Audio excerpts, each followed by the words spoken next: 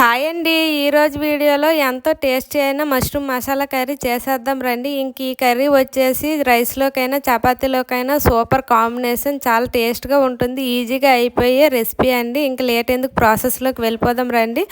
Mushroom తీసుకొని 3-4 times బాగా wash చేసి పక్కనైతే ఉంచుకోవాలి. ఇంక మసాలా కోసం ఒక దాల్చిన చెక్క, 2 లవంగాలు, 2 యాలక్కాయలు, 2 కొబ్బరి ముక్కలు, కొన్ని జీడిపప్పులు, 2 టమాటాలు, పెరుగు వేసి మెత్తని ప్యూరీలాగా అయితే చేసుకుని పక్కనైతే ఉంచుకోవాలి. ఇంకా వీడియోలో చూపినట్లు కడిగి పెట్టుకుని మష్రూమ్ని ముక్కలుగా కట్ చేసుకొని పక్కనైతే పెట్టుకోవాలండి. ఇంకా స్టవ్ పైన కళాయి పెట్టి ఆయిల్ వేసి జీలకర్ర, ఆనియన్, పచ్చిమిర్చి, దాల్చిన చెక్క, లవంగా, ఇంకైతే యాలక్కాయలు వేసి బాగా ఫ్రై చేయాలండి. ఈ ఫ్రై అయిన దాంట్లోనే అల్లం వెల్లుల్లి పేస్ట్ వేసి ముందుగా సిద్ధం చేసుకుని ప్యూరీని కూడా ఇందులో వేసి కాసేపు మగ్గనివ్వాలండి. ఇంక ఈ మగ్గిన దాన్ని నూనె పైకి తేలిన తర్వాత అందులోనే ఉప్పు, పసుపు, కారం, ధనియాల పొడి, కరివేపాకు వేసి బాగా కలిపి నూనె పైకి వచ్చేంత వరకు ఈ మసాలాలన్నీ బాగా వేగనివ్వాలి. ఇంక వేగిన దాంట్లో ముందుగా కట్ చేసుకుని మష్రూమ్ ముక్కలను వేసి గ్రేవీ అంతా మష్రూమ్ పట్టేలాగా బాగా కలిపి కూరకు తగినన్ని నీళ్ళు కూడా వేసి మూత పెట్టి లో టు మీడియం ఫ్లేమ్లో మగ్గనివ్వాలండి. ఇంక ఈ మగ్గినప్పుడే